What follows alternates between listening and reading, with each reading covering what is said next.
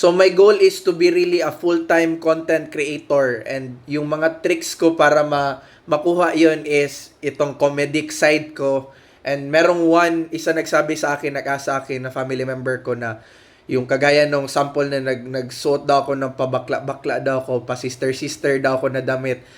Baka daw yung purpose ko lang daw noon para lang daw sa virality. And in some point, alam ko na ma-viral talaga yun kay katawanan man. But okay, sabihin natin, okay, yun yung purpose ko na maging viral yun. Pero, is it a detriment for me?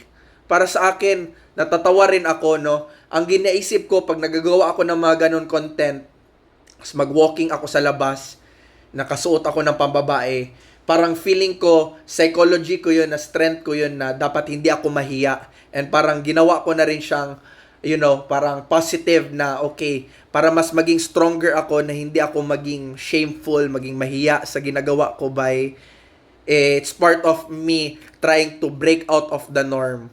So, it's up to you, no, kung anong way mo ba na makagawa ka ng content, pasikat ka ba dyan, as long as wala kang inapakang ibang tao, sabihin natin nagpasikat ka, and then that's you, bay. Kung yan yung purpose mo, that's you, brother.